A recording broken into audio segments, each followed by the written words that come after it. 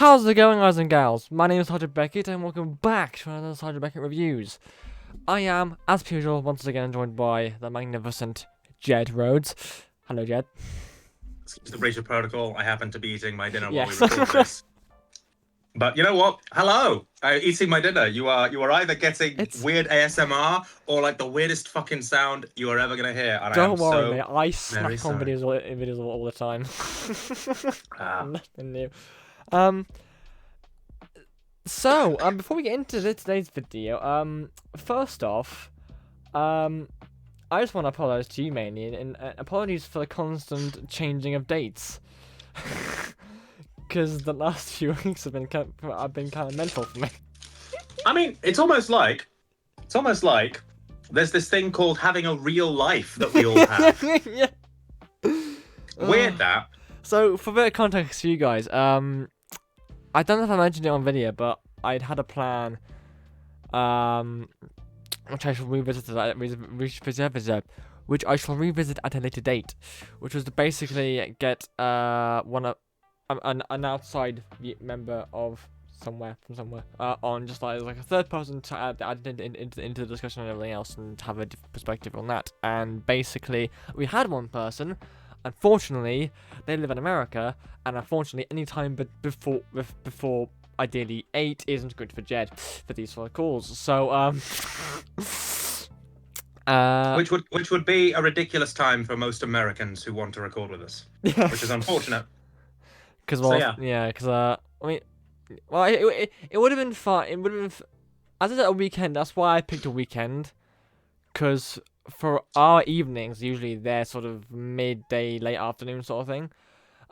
And so that's why I picked on a weekend. But I think I think Lily had something going on that Sunday anyway. So yeah, but So that's the annoying thing about weekends, in the sense of people work on weekdays and usually have something planned for the weekends. Yeah. And then that was what was being planned, obviously due to reasons Jed couldn't do that day. So I decided to do it on Sunday night instead, just generally. But then I realized I muddled my dates up, because me being the quick person I try to be, when I was making my custom calendar for this year, I forgot that I can't just use the old calendar and order that one, because that is the old calendar for the year prior. I made the same mistake last year as well, and so instead of me seeing on my calendar that today, the Saturday, is the 31st of January, I see that on my calendar on there today is the 1st of February. So I got and on the 1st of February I had a D&D game to attend to tomorrow.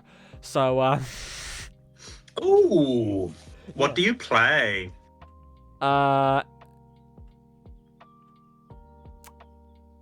Currently it's a Ranger Hunter. But it's my last time on that campaign, because I'm voluntarily leaving. Okay. Because I've discovered that, I mean, the idea of D&D for me was always an interesting one to start with, anyway. So I've done it a few times over the years, and I thought I'll try. Mainly our group's done a lot of one shots, so I thought they've not been too bad to do with. But the problem with me is I struggle a lot, like scripted content.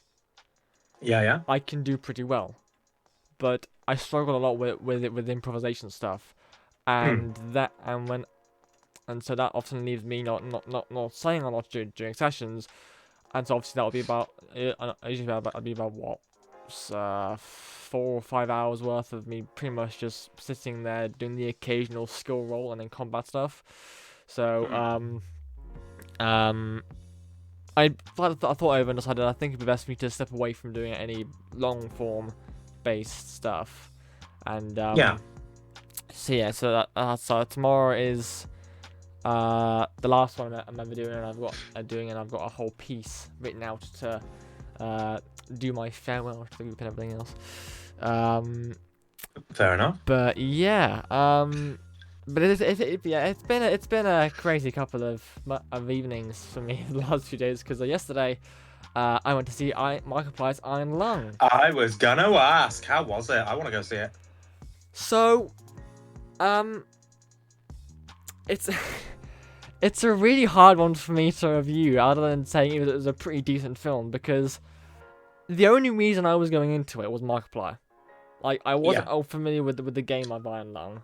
I wasn't familiar with it. And he's the main character in it, yeah. He's the lead actor, the lead director, the lead editor, pretty much the lead everything.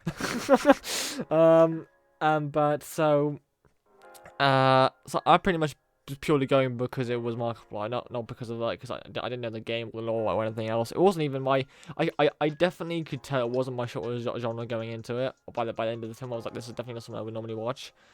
But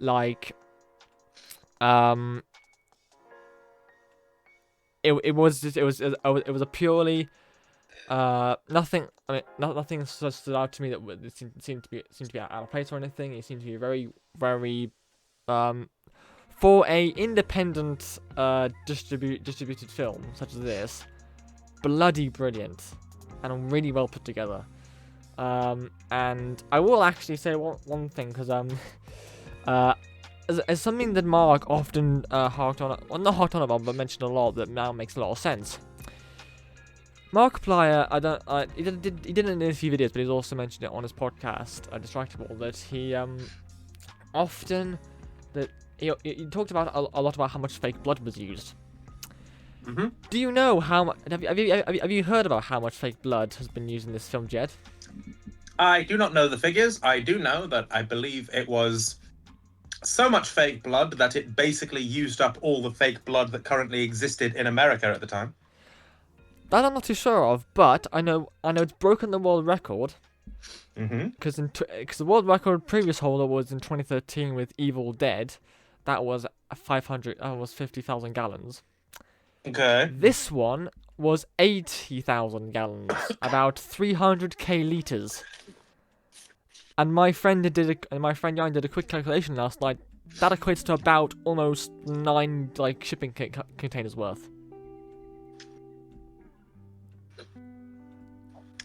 And so, so seeing that after the fact, and obviously hearing all this stuff about how much blood they've used, seeing the movie, I'm like, yes, that makes sense now. But it was I mean, the general premise of Iron Lung is that most life has disappeared. Yes. And all that's left is dead planets and an ocean of blood. Yes. But it's just a really funny thing, just a very, really funny thing to think about and stuff. And but I genuinely had a decent time. It was very. I think there was a general horror aspect of it. I think I maybe even psychological thriller part maybe, but I mean you've got obviously the existential horror of all life has disappeared, the only thing left is an ocean of fucking blood. Yeah. You got the psychological horror of humanity, everything's dead except for this ocean of fucking blood and you in your space station. Mm. And you've got the immediate psychological horror of, oh god, I'm trapped in a submarine that doesn't work, that I don't know how to operate. And I'm looking for shit in an ocean of blood that I can't fucking see out of. And oh yeah, there's a giant fucking monster out there. I will also say as well, another something else that makes this film really just makes its performance alone, how it's done with box office numbers and stuff, really just phenomenal for this sort of thing, is that for his first time into this sort of field, just releasing a globally released independent film of his own, sort of pretty much on his own accord. Mm-hmm. It is a 2-hour and 5-minute film, all primarily filmed within one room. Like that is some mad ass shit. Mhm. And to be able It makes sense though. That's Mm. the story. And the thing is, like, the original game's like what? About 49-ish minutes worth of gameplay from the 45 minutes. 45 minutes to an hour, I would think. Given that, yeah. And so to be able Yeah. to stretch that out to about 2 hours and 5 minutes, and whilst keeping the audience's attention that's bloody brilliant. Like that is can't find the words, but it is just crazy.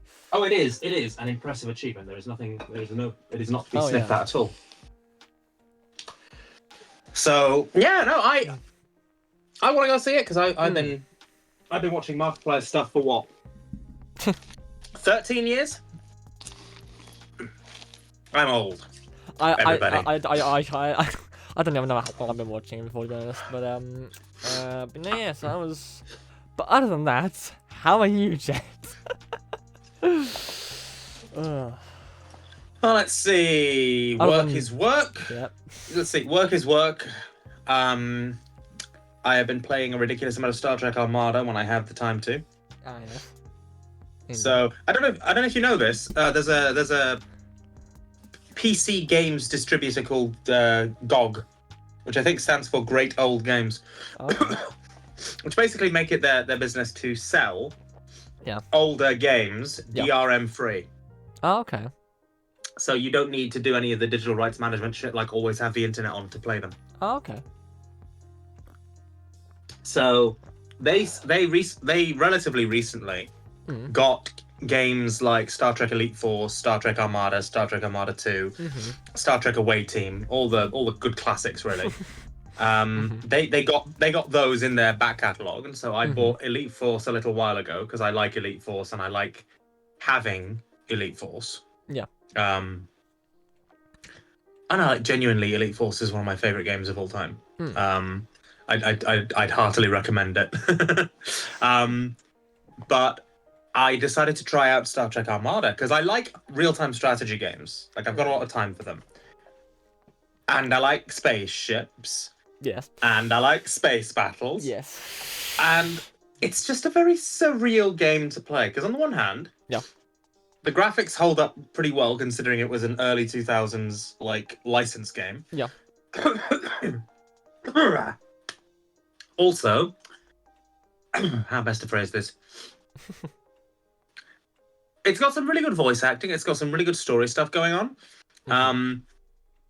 The two things. So one thing is a problem, but not like a problem like objectively. It's a problem subjectively. Yeah. I like the Federation. I want to play the Federation. So the fact that in order to complete the entire campaign, I have to play first as the Federation, then as the Klingons, which I could sort of stand.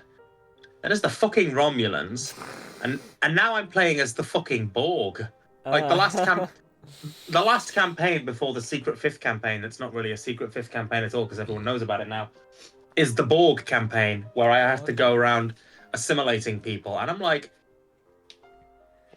I don't want to do that. I don't like playing like I have a big enough I have a big enough problem playing Star Trek Online's Klingon campaign where the first thing that you fucking do in that is blow up a Galaxy class starship. You know, captained by some presumably brave Starfleet captain who just wants to preserve peace in the fucking, Alpha Quadrant. Yeah. No, like fuck that. Let's blow this person up because we're Klingons and we like killing things. So I playing as the Borg, where the entire point is, I'm going to run around assimilating people. Maybe it's a little bit of misplaced empathy, but I just think, I don't want to run around assimilating all these brave Starfleet crews. That's so mean. They're so mean. Also, the clash between real-time strategy logic and the logic of the setting is interesting, because the clash is basically, hi, I have built 40 fucking Sovereign class starships in the space of the last half hour. I'm just spamming Sovereign class starships now. I've built more Sovereign class starships than we've ever seen Excelsior class starships. And then 5 minutes later, you send them off to go blow up a base. And 5 minutes later, you look over at the base and you're like, I sent 40 fucking starships. 40 fucking Sovereign class starships. And they're all fucking dead. They're all fucking dead. And it's like, you're the fucking Sovereign class. Like, I get when you build the poxy little scout ship from fucking Star Trek Insurrection. If you build 40 of that and send 40 of that, I don't expect any of them to come back, because that's a poxy little piece of shit. But 40 Sovereign class starships! Oh boy, I've turned into Mickey Mouse because that shit's fucked! Oh boy, I'm doing voices now. Isn't this wonderful? Once again, I have no words for what's just occurred. I'm told that Star Trek Armada 2 is slightly better for treating these great big fucking battleships like they're not X-Wing fighters. Slightly better. Like, it's not a problem. I find it funny more than anything else, but it's just like so fucking surreal. Building what is like before Star Trek Picard, we'd only ever seen one Sovereign class starship, and that was the Enterprise. So to go from that to, yeah, let's build 10 of the fuckers in a row and then fucking like send them off on a suicide mission and they all fucking die.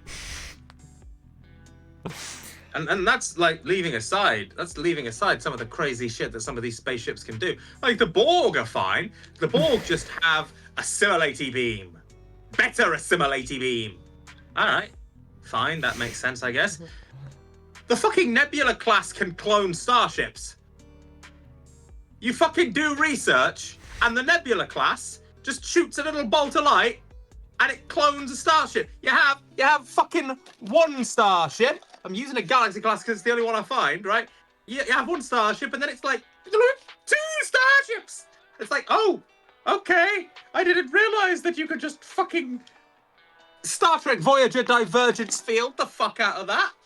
I didn't realize that was a thing. I didn't know we could do that. Oh. But yeah, no, other than that, I have been sadly remiss on my creative stuff because I have been busy trying to get ready to move house. Because moving house is a thing. To interject slightly, you can actually properly say hi to the viewers at home now. I've just realised that half of the recording's been on a different fucking screen. Oh. Yeah. Hi guys. Hello. Hi. No, I didn't know until I looked over. I was like, hold on, shouldn't we be on that little capture screen right there? And I was like, you didn't switch the fucking camera, did you? So we've been recording, and Yeah. they've heard me ranting, Yes. and this is the first time I've been visible. Yes. I'm gonna leave it as is. Motherfucker!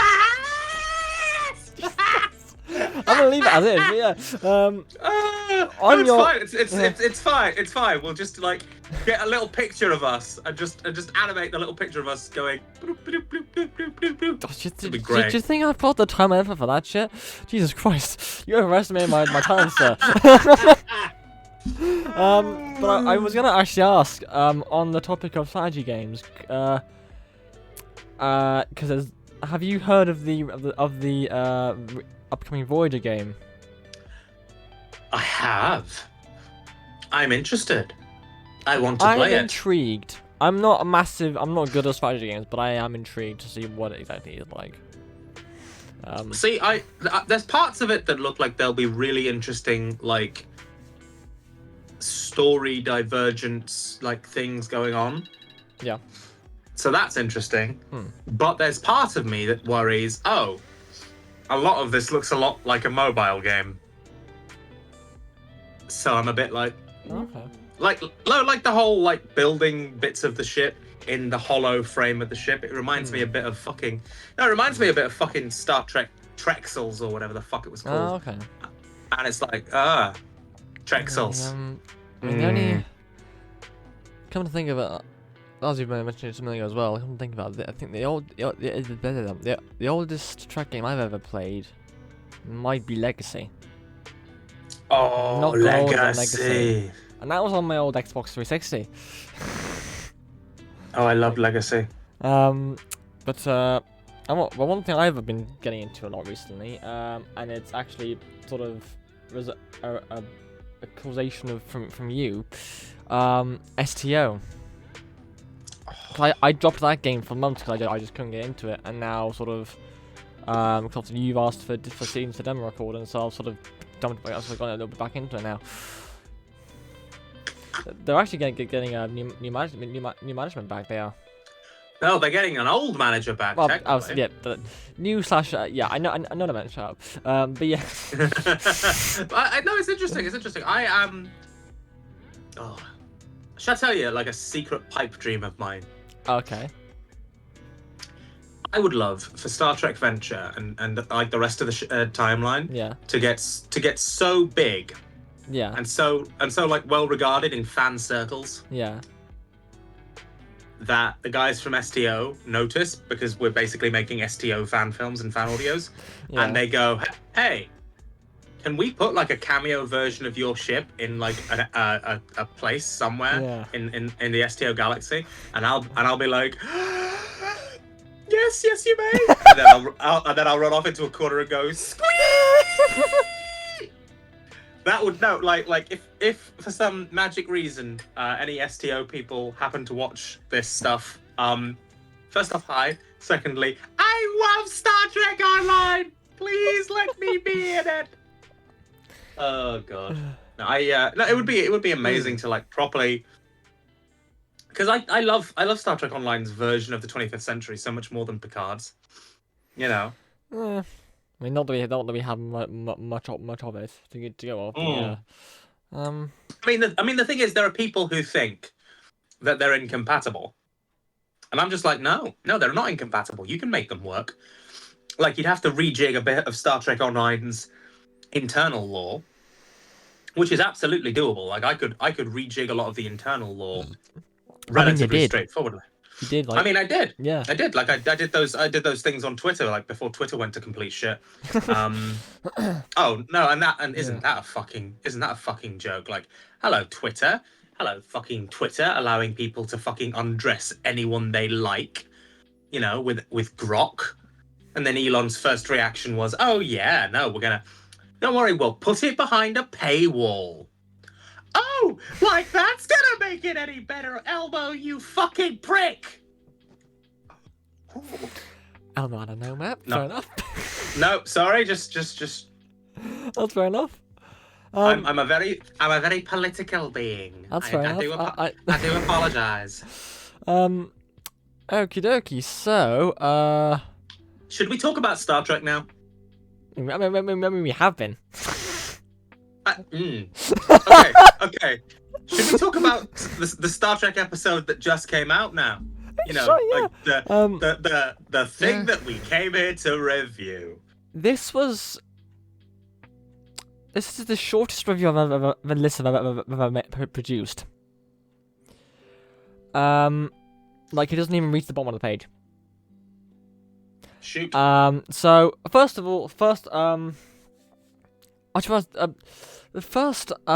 general overview stuff is I just enjoyed this. There's nothing. I feel like there's something I feel like there's something I specifically thought to say, but I think what I was thinking was just this is a genuinely decent episode that I didn't have to comment much on. And I think I'm gonna leave it at that because I just can't think of anything else. I'm gonna put it over to you, Jed, for your first few words.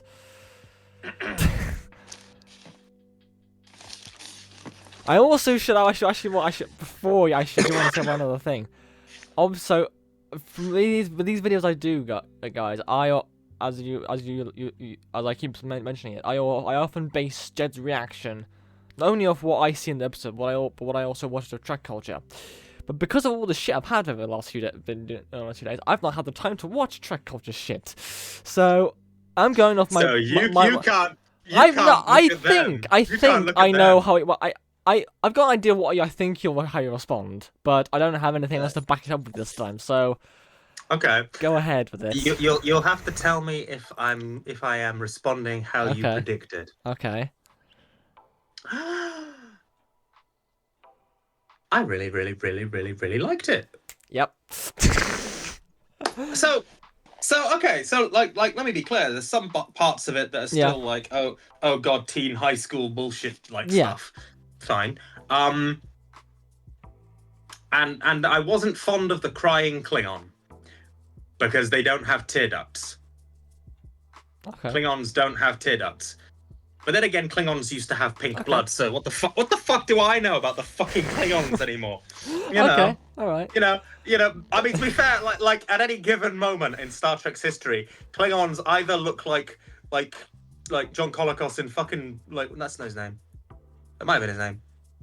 Oh fuck. So they either look like a bunch of like really respected character actors in fucking brown face, you know, or they look like Michael Dorn in a goddamn clamshell wig, or they look like J.G. Hertz in a fucking clamshell wig, or they look like orcs from Lord of the Rings, or they look like orcs from Lord of the Rings with wigs on to pretend that they don't look like orcs from Lord of the Rings, or they look like slightly higher end versions. So at any given moment, the Klingons can look like fucking anything. What the fuck does anyone know about the fuck?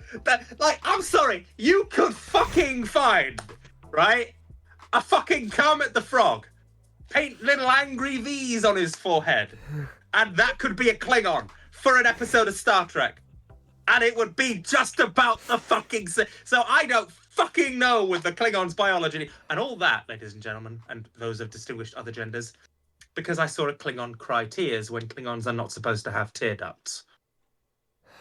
But anyway. Before Sorry. I get into that, then I must have missed that because I didn't see that at all. But Yeah, he cries. Oh. Like the sweating I didn't mind. No, it's all The that. I crying. just didn't see the tears. Hmm. Oh, anyway, I've back later on. So, getting into my one of a kind shortlist. First things first. I liked the Klingon translation of a CBS Studios production. I thought that was a little nice little It was thing. neat. It was neat. So obviously we go on through and past the beautiful, nice, lovely 60th intro thing into the opening scene, which is and we're back in space again. First time since the first episode, which I quite liked. Now it's almost like this is Star Trek or something. I mean, no, I expected. I was pleasantly surprised. But the next one, the next little note, it's not a bad thing necessarily. I just don't know how to feel about it. Instead of either Chancellor's log, we get Chancellor's address. Not saying it's a bad thing. I was caught off guard by it. Jed's thinking. I don't think it works. Fair in enough. terms of how the language works. Fair enough. But it's such a minor thing that I can't bring myself to give half a shit. Really. Wasn't much else I had to quote on after that. Until the scene. I'm assuming you're going to talk about Laura Thok and Jaden talking. Not yet. Okay. There's a few things before that.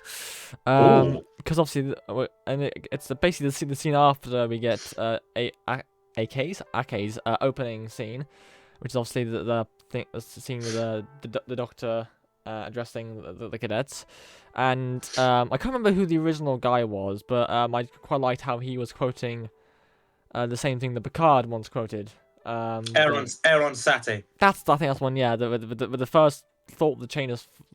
With the first link, the chain is That's forged. the one. Yeah, that's the one. Yeah. I vaguely remember. I couldn't quite catch it. And then. The biggest laugh that I got out of this episode was a few minutes later, when he was I can't remember what was said to do it, but the doctor Chicken shit. Not that one. The doctor had started talking about Voyager, and the quote, "Long before you were even a twinkle in your father's eye." Oh god! Oh god!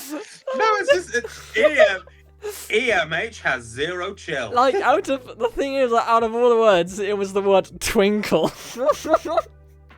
Oh god! No. Everybody, EMH swears now.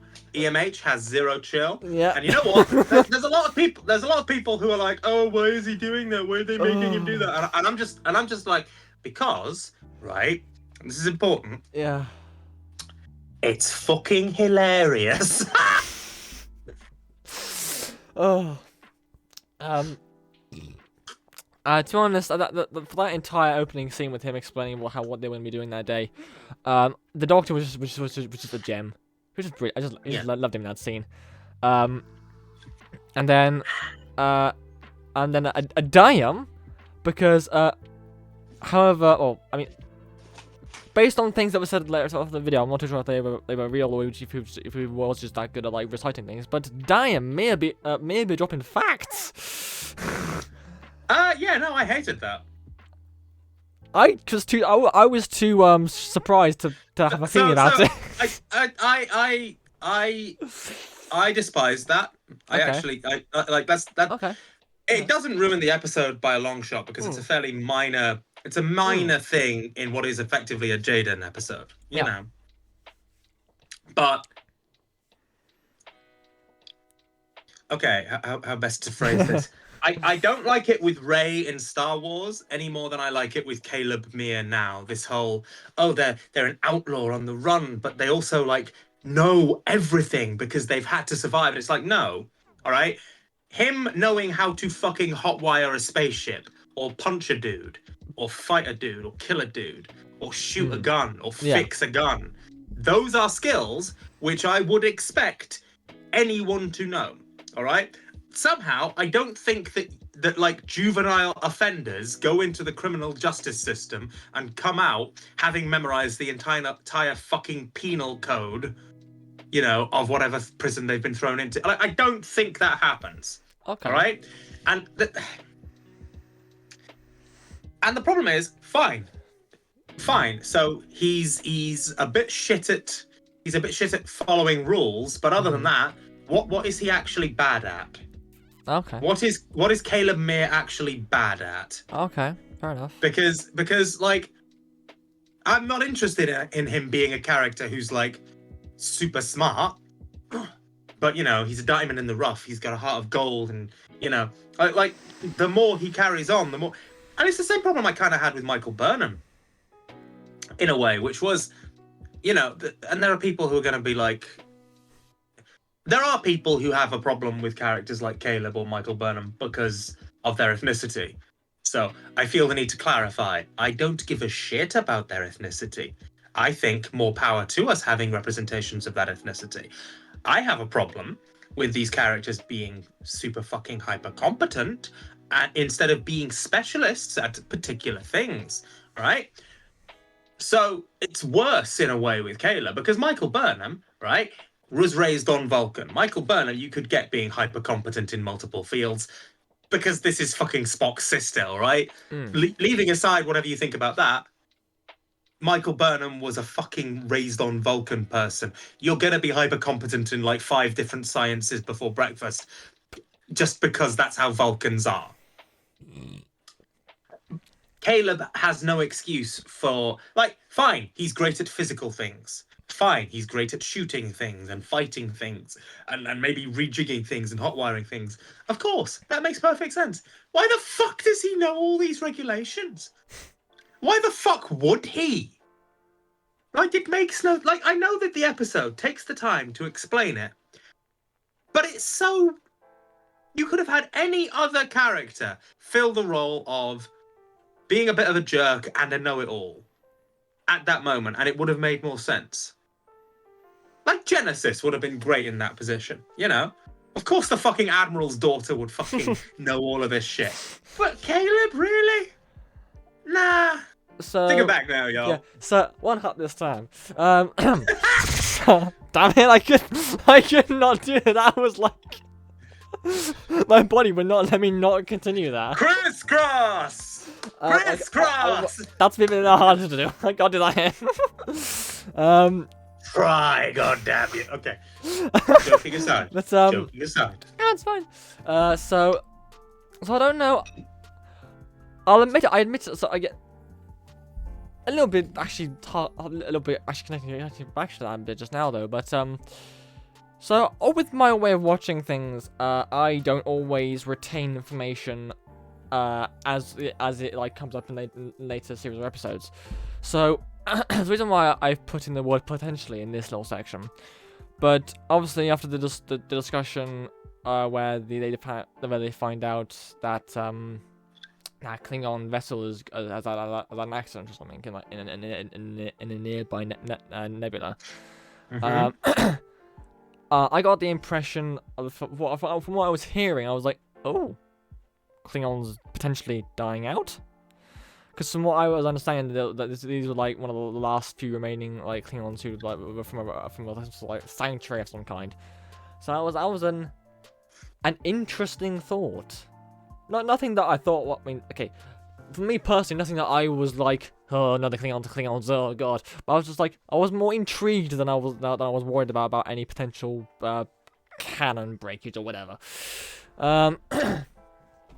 I mean, it's so difficult to break canon when we're in this time period. I mean, Which yeah, is, I suppose that's you one say of the... that, but people, that's like more my brain responding to comments I've seen online, to be honest, than anything else. Yeah. But, yeah, I like whether you like the decisions that have been made about the canon of the burn and the all of this bullshit. Like whether you like those decisions or not. The fact is, it is a really good clean slate to sort of go, yeah, all right, this is now happening. I don't like this century still. I'm sorry. I there's part of me that like. I mean, look, I'm always gonna just say I want the 25th century. I want to go to like Star Trek Legacy. I want to see what happens next. Yeah. You know, now that being said, I thought it was quite interesting to see the state of the Klingons as they currently are. Oh yeah. So that was fun. Aha.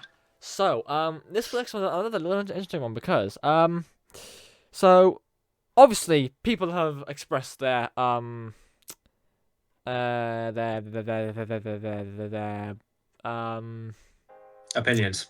opinions, yeah.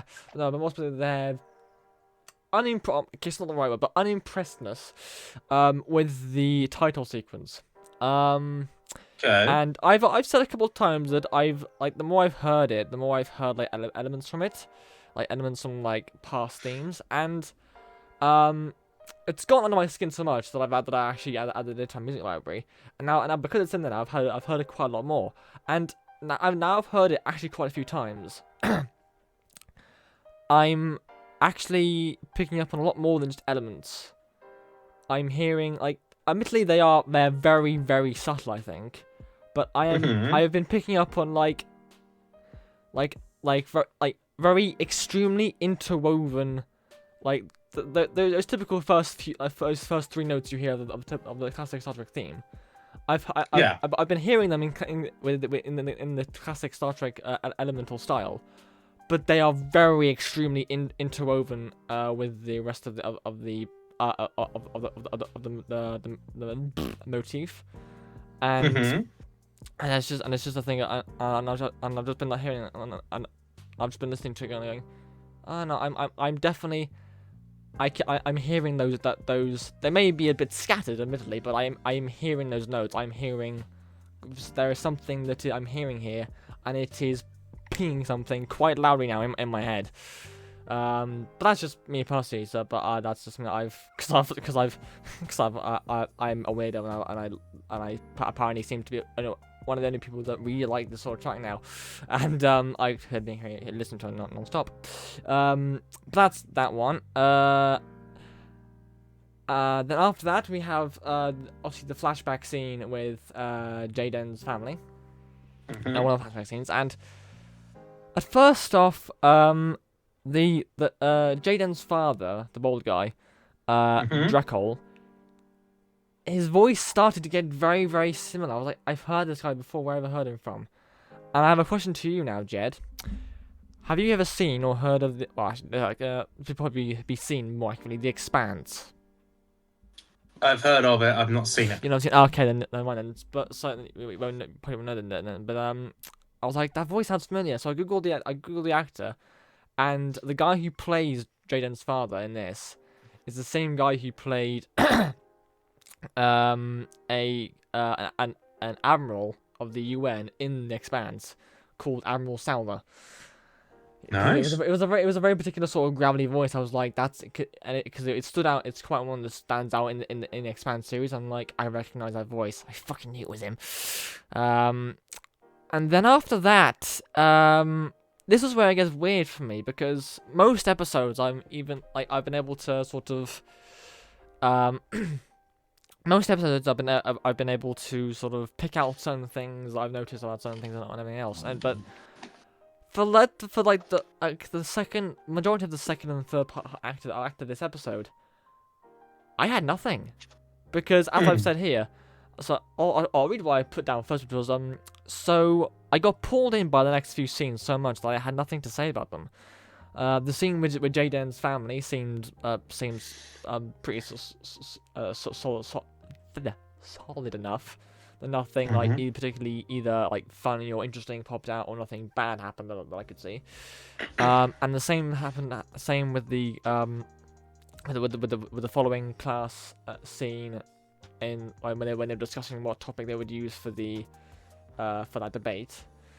And then also with the scene with Arcane Balance and several others, like there's just which makes this really weird for me to describe, because it's just like,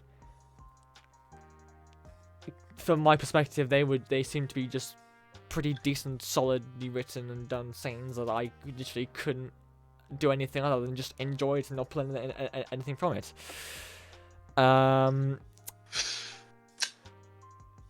I think. Yeah.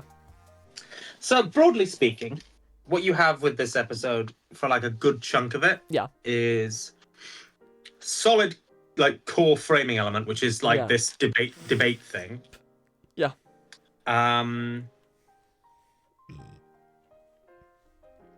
Just, it's competent, and it's very difficult to sort of categorize competence.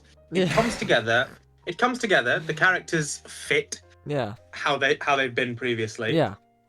It plays out nicely. Yeah. Bits of it are very predictable. Like, we'll get to the final denouement, when we get to your notes on that. But like, there's a lot about this that is just very predictable. Like, yes, of course, Jaden's going to have like a crisis of like something or other going on. Yeah. Of course, it's going to get to him. Of course, there's gonna be some fucking like sexual tension going on between RK and Klingon dude. Of course there fucking is. Of course that's their fucking relationship, because of course it is. There was very little about this episode. That surprised me. Yeah. And I always find it difficult when I say there's very little about this episode that surprised me, because on the one hand, it's like that Strange New World episode though, with Ortegas and the Gorn. It's like, is it that this episode is, just doing the same old shit? Or is it that I have watched so much shit that now I recognize these tropes, before they've finished being executed? Yeah. Is it that I have consumed so much media that I now can recognize what the fuck this thing is doing, rather than this thing actually being bad because it does the same thing that all these other things do? Yeah. It's a very difficult line to walk. Because of course I recognize a lot of these things. I see a lot of this shit. Like, I'm a big funny. The denouement itself, like the actual like resolution to the plot, so fucking predictable. It was so fucking predictable. Like, Depends on who you ask. No, I was watching it and I was like, a fucking course they did it that way. A fucking course. A fucking course, that's how you fucking do it. I was clueless. Really? You didn't think that was... No. It seemed really obvious to me. You got. It seemed really obvious. Thing is, Jed, you got to understand that unlike you, like obviously you have an expansive knowledge of Star Trek. I have a somewhat expansive knowledge of Starfleet. Anything outside of that, I'm a bit clueless. So I was like, so obviously it makes sense that you would understand. Obviously, you couldn't see how. I mean, to be fair as well, like I have made a study of this. This is my field. So like for me, like when you're putting in hints like, Klingons won't accept charity. Klingons won't accept charity. Klingons have to do things the Klingon way. Obviously it's gonna end the way. But I'll let you carry on because I want to talk about the denouement properly, but I also want to talk about the Laura Thox scene because fucking hell.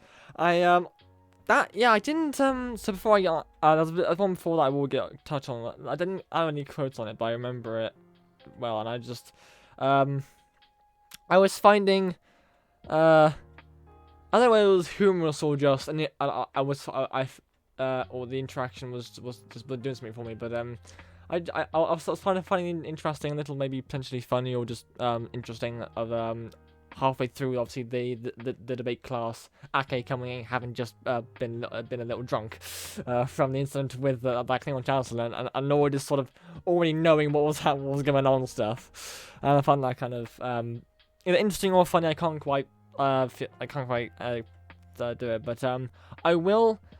Actually, no, I did actually make a comment on it.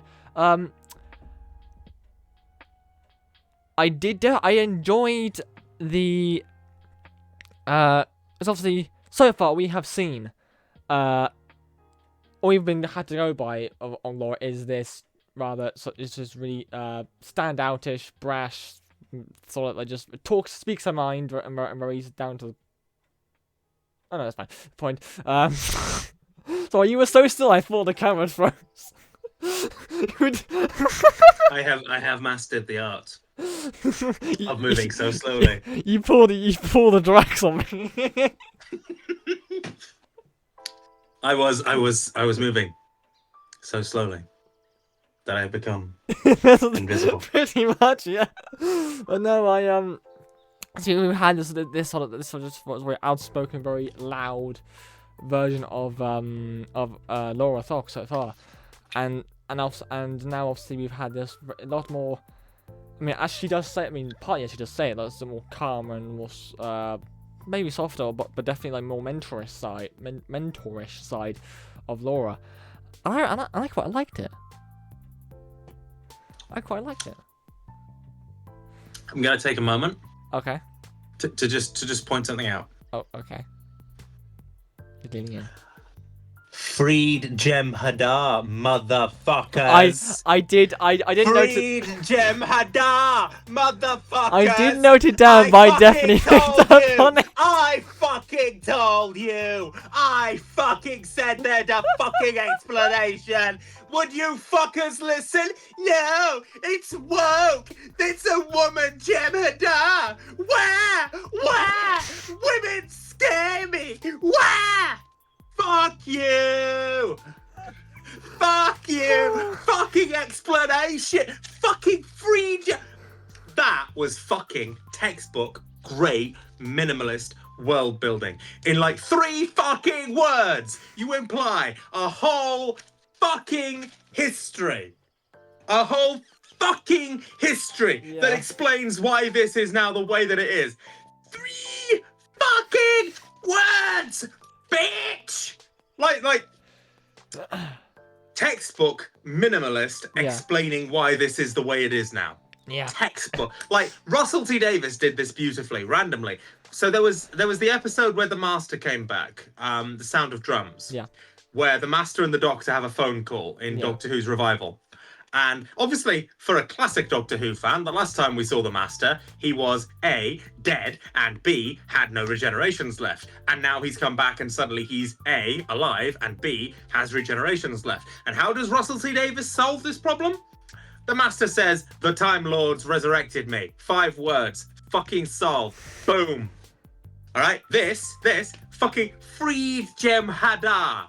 3 words. Technically 2 words, because Jem'Hadar is 1 word. So 2 words. Fuck you. Fuck you. Yes. Yes. And you know what? That's like, it begs the question, right? Yeah. There's so much. Well, I'm just sat here thinking, like, yeah, no, I want to fucking meet the freed Jem'Hadar. I want to fucking know culturally what the fuck a freed Jem'Hadar is. How the fuck the freed Jem'Hadar happened. I fucking want to see that. Yeah. Give me that shit. That'll be fucking mint. I would fucking like want to that. take this moment, mainly for people at home, to just soak in and enjoy a positively passionate Jed discussing an element of modern Star Trek, because it doesn't happen often. No, it doesn't. But it doesn't so I'd happen. like It to doesn't happen soak often. this in. Oh god, no! But just genuinely, just like Yeah. textbook. Yeah. And you know what, as well, like, it was a genuinely affecting scene of 2 people sharing an alien culture, discussing the alien culture. I genuinely loved that. Loved that. And I loved her perspective on it. And I loved the whole thing of Klingon, warriors do not miss out of anger. I loved that. I love that whole fucking, like, that. To be honest, this might be the clip that I post to promote this video before it comes out on next I week. just, yeah. Just 3. Free the Jem'Hadar! Woo! Just yes! Yes! So there was nothing. Actually, no, there was actually a little bit there. So and it continued on into the final act. Because obviously we got a little hint of it in that Laura Thok scene between him and Laura Thok as he was putting on that necklace, and then we got the full bit of it during the final the final space scene. I think like between the 2 yeah. fleets. Are you talking about what I think you're talking about? I'm hoping that we're on the same page here, being the music lover I know you are. The Klingon motif.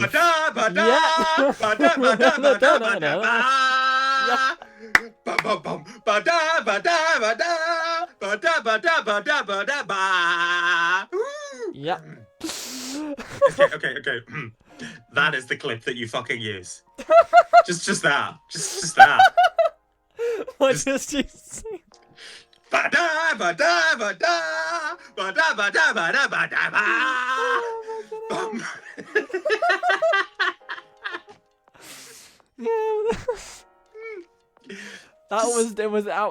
quite liked that to get that little motif in there. It's because it's been. When was the last time we've heard that? Picard season 3. Season 3. Was it? Is it? Oh, of course, yes. Worf. Ah, yes. Yeah. Ah.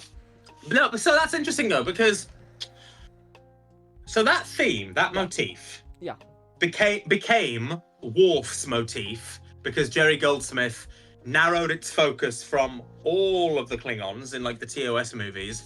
Oh. He brought it down to being Worf's theme for stuff like, perhaps today is a good day to die, stuff like that. Oh, okay. And then obviously you get to season 3 of Picard. Yeah. Where I love season 3 of Picard's soundtrack so much because it's so classic Star Trek in so many ways. Yeah. There are a couple of bits that I sort of look at and I go, why? But I'll get to those in and like I'm sure one day we'll talk in a different video somewhere somehow. I guess about that. But no. But it continues the use of the Klingon motif as this is Worf's theme. Oh, okay.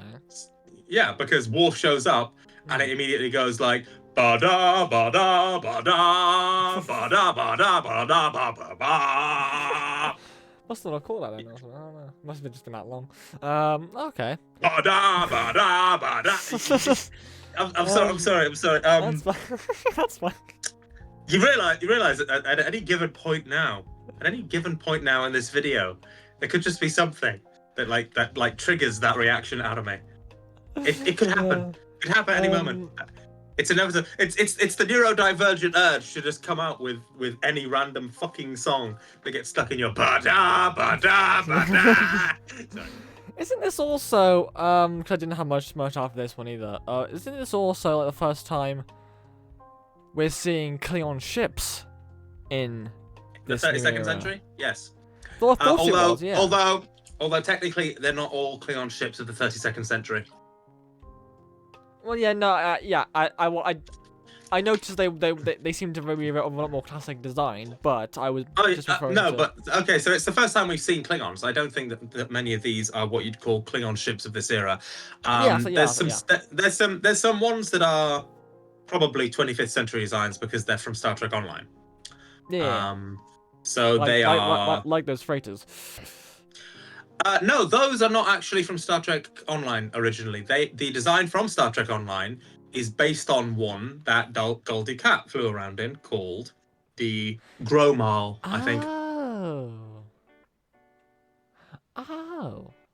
And I will be honest, there's part of me that's like, oh yeah, I'm a ship guy. I can appreciate use of an old design. And there's part of me that's just thinking, why the fuck 800 years later are those like I get that the fucking Miranda and Excelsior class stuck around for the rest of fucking time. All right, I get it. That doesn't necessarily mean that in 800 years. All right, no, I'm sorry. If you're gonna fucking bring up the Gromal, then I want the fucking Enterprise, whatever fucking class it is, to just be a fucking Constitution class, like an original Constitution class. Just show up dressed like that or something, because fuck you. Fuck. Like, if you're gonna do that, that was a great scene though. Yeah. But that's sort of everything I sort of had on that episode. So that space scene. So yeah. First off, I saw the whole, we're just gonna fight the Klingons for it. We're gonna tell the Klingon. Okay. No, I saw that coming, because like the only way that you can convince a Klingon to fucking take anything is if you say, you can't have it. You have to fight me for it, bitch. And then a Klingon will be like, all right, I'll fucking fight you for it, bitch. So, of course I fucking expected there to be a fight with the Klingons, because it's the fucking Klingons. I'm really happy that we had...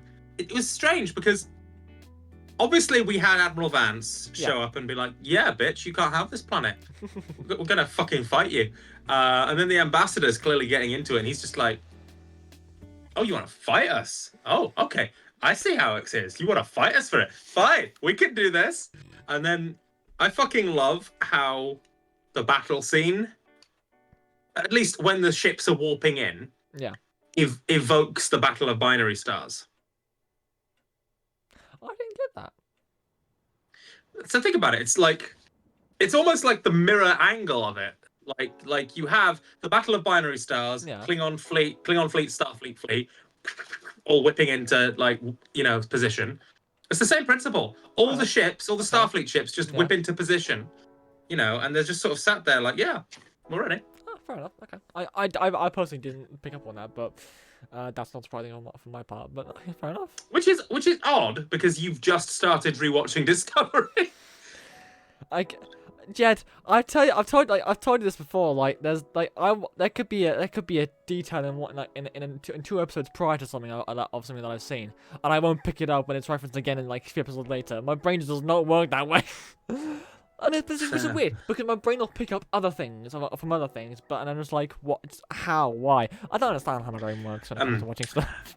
So I will say as well. So I loved the battle scene. I loved that it was basically, I as much as it was predictable to me. Yeah. I think it was the good kind of predictable where it's like, yes, no, this makes sense. Yeah. Even if it's just like a token battle, even if it's just like a token, of course we got to fight them for it.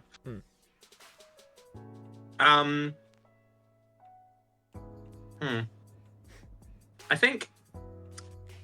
Sorry, I have a splinter in my my finger, so it's a bit weird.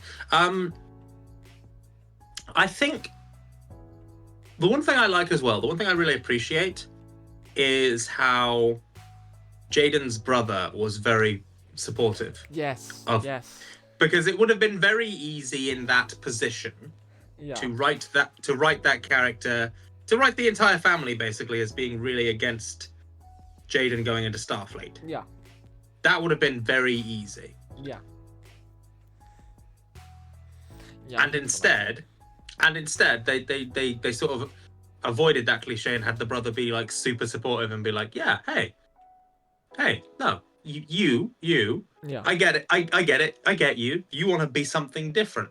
I'm gonna support you being something different. You know. Yeah. Yeah, that scene, like many others, was just a lot of stuff where I looked at it and I obviously I could tell what was going on. I sort of appreciated what was going on, sort of subtextually and stuff. But Yeah, it was some of it was another one of those things where it was it was decent enough. I didn't that it was I was like, this is fun. I didn't need to quote it or mention anything because it would have been a whole other point in like that in and of itself that was going to be like lengthy and stuff. But I just So this is one thing that I think people don't appreciate about the medium of, I guess the filmed media, so like film and TV in general, right? Is if you're sitting there and you're making loads of notes, it's failing. If you're sitting there and it's just dragging you along for the ride and you're enjoying it, even if when you rewatch it, it fails. Even if when you rewatch it, there's a million things wrong with it. If in the moment you're sat there and you're just enjoying it without going, that's weird, that's stupid, that's wrong. It's like magic. When it's working, you don't see the joins, you don't see the outlines, you don't see the seams. When it's working, you don't question why is it working, how is it working. You just go, eh. And that is the essence of competence in visual media. And I think it's interesting that, a lot of people, from what I've seen on Reddit, and Reddit's a fucking toxic cesspool of like, Reddit is a fucking toxic cesspool of little racist, whiny shits whinging about wokeness. But, same with Facebook, to be honest. But like, I think it's interesting that I've seen a few people say, no, episode 4 was really good. And it's like, yeah, no, episode 4 is really good because fundamentally, it's a very Star Trek story about meeting people where they are instead of trying to force yourself on them. It's a very heartfelt story about a personal crisis, but it also like talks about political things. And it invokes the essence of compromise because Starfleet doesn't compromise on its beliefs. It respects the Klingons' beliefs, whilst at the same time still achieving what it wants to achieve. Starfleet doesn't, force the Klingons to be other than what they are. It doesn't say you have to be like us to be accepted. It says, I can still do for you this nice thing that I have to do to be true to myself without, forcing you, to not be yourself. I find that really, that is the essence of good Star Trek in my estimation. I think it's a really, really, really, really, really good, competent Star Trek story. I think if anything lets it down, it's just the fact that it is a competent Star Trek story. And like with the Ortegas and the Gorn episode, it's a competent Star Trek story, but we have seen competent Star Trek before, and we've seen Klingons before. We've seen Klingon family drama before. Like, give me... It's like... This is the problem, right? Because I said... And I stand by what I said when I said, with Star Trek, I watch it for, like, this reasonably narrow definition of Star Trek things, right? But eventually, if you're making something and you're doing Star Trek things in it, Yeah. You're going to reach a point where you have done Star Trek things, and you have done all the Star Trek things, and you have done everything that the Star Trek things are going to want to do.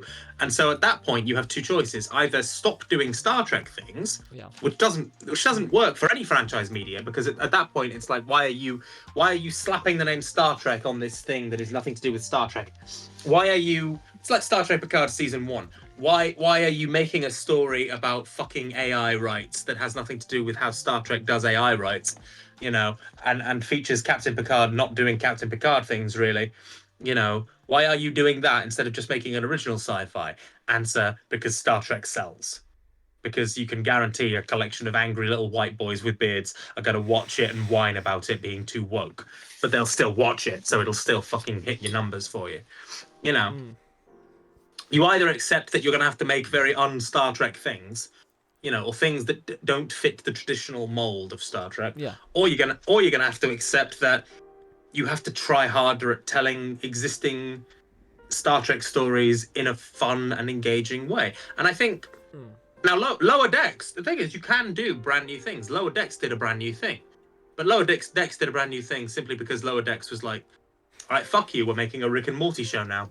we're making Rick and Morty Star Trek, by which they meant we're going to take Rick and Morty's irreverence and animation style and the genre savviness, basically.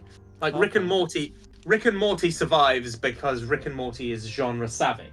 Rick and Morty is like, yeah, sci-fi. Sci-fi's been permeating popular culture for basically the entire lifespan of any given person watching this bullshit. So we're gonna make stories that are so fucking marinated in sci-fi tropes and sci-fi iconography, and sci-fi ideas. We're gonna take the piss out of most of them because fuck you. Why do you think every Rick and Morty episode is taking the piss out of science, either pop culture or sci-fi or both at the same time? And Lower Decks narrowed that field of vision until it did two things very cleverly. One, it took the piss purely out of Star Trek tropes. It was like, here are a bunch of Star Trek tropes. We're going to take the ever-loving piss out of them. But then it also did something very, very clever. It said, we're going to take the piss out of these, but lovingly and earnestly. We love these tropes, they are awesome, and so when we take the piss out of them, we are never going to do it in such a way that you feel silly for ever having liked them unironically. So, like, for example, when Jack Ransom strips his fucking uniform top off and then beats the ever-loving shit out of Vindor, the Rick and Morty approach is, we're going to take the ever-loving piss out of this to the point of making you wonder why you could ever have enjoyed it unironically. Which is a brand of Rick and Morty cynicism that I have strong questions about. Whereas Lower Decks is like, unironically, we're going to remind you why you fucking love this shit, because this shit is fucking radical. So it is to sort of circle back to the point. It is absolutely possible to do new things with Star Trek. Yeah. And do them in such a way that you're not confined to the same 10 stories for the rest of time. Yeah. I think it's the trick therefore would be you have to make your cast unique and really stand out and fit archetypes that are, different enough that people care. So is Jaden Krag sufficiently different from previous Klingon characters that Jaden's arc in this episode justifies it being a fairly standard, competent Star Trek episode? I don't know. I don't feel so personally, but I don't think that's an objective viewpoint. I think it's very subjective. I think because there is also the question of, well, there's a new audience to consider. There's young people who are supposed to be watching this thing. So they will have never experienced these things before. And so to them, this is not a tired old Klingon story about, honor, warrior. This is not a Klingon story. This is a brand new story. Now, as a side tangent, I have no idea whether that's actually working out for Starfleet Academy. I don't know what its ratings are. But I'm almost not interested in discussing ratings. in the sense of if this thing succeeds, if this thing fails, it's not my business. I mean, I did make the comment. It was in the previous video about how since Skydance has taken over, this might be the last gasp of Kurtzman's contract. With Secret Hideout and all that. Yeah. Before they get asked, yeah, no more. And there's part of me that's starting to think, am I gonna miss Kurtzman and Secret Hideout when they're gone? Or am I gonna be more excited for like what they do instead? Because like it's all well and good, people decrying this current era. Yeah. We can't guarantee we're gonna get better next time. I don't. Yeah. I don't trust the people behind Skydance to look at Star Trek and actually understand what it takes to make good Star Trek. Any more than I trust anybody, really, because TV producers have historically been very shit at understanding what makes good Star Trek. Which is why a lot of like this current era that we've had for 9 years now, a lot of it has charitably not been good Star Trek, in my opinion, because these people don't understand why Star Trek works and why people like it. I think it's very telling that if you compare Starfleet Picard season 3 and Starfleet Academy season 1 to Discovery season 1, Picard season 1, the gore has gone down, the cynicism has gone down, the swearing has gone down, because they've sort of realized, yeah, actually, we shouldn't have been doing that. So, yeah, I think it's weird that it's taken nearly 10 years to learn these lessons, but they're learning lessons about how you make this stuff better. I worry that we're not going to have that, when this lot bugger off and we bring in a new lot of idiots. That's a random tangent for you about the nature of Star Trek. But it's fine, because we're all good. I'm gonna bring this video to a close. So thank you all. If you've made it this far, don't know how much this whole thing is gonna go out, or if I'm gonna cut it down. But however much has come out, however much has come out. I hope if you did make it all the way through, I thank you very much for that. If you'd like, in the description, if you enjoyed this video, then please consider subscribing to my channel, and also Jed's shit, in the description, which will be subscribe to my YouTube channels. Don't subscribe to my shit. That would smell. So Jed's shit can be found in the description. It can be found as Mad Ad Test Productions. God, I keep trying not to say Mad Ad Test Productions. Yes, my YouTube channels can be found in the description. My defecation can be found in my toilet. Along with not the toilet. In the description. Along with Watchful Productions. Feel free to leave a comment as well. Same usual, previous rules apply to basically comment section. You argue, you get fucked up. I can't just explain them again. If you've seen, don't be a dickhead. That's a nice rule. That's a nice rule. Don't be a dickhead. Leave a comment. Leave a like, leave a comment, donate 5 billion quid if you happen to have it, Elon Musk, you prick. And well, I shall see you in the next. I shall see you, Jed, next week. I shall see the rest of you in the next video. Goodbye. I don't know where I was going with that, but goodbye, good friends, goodbye. Cause now it's time to go. But hey, I say, well, that's okay, cause I'll see you very soon. I know, very soon I know.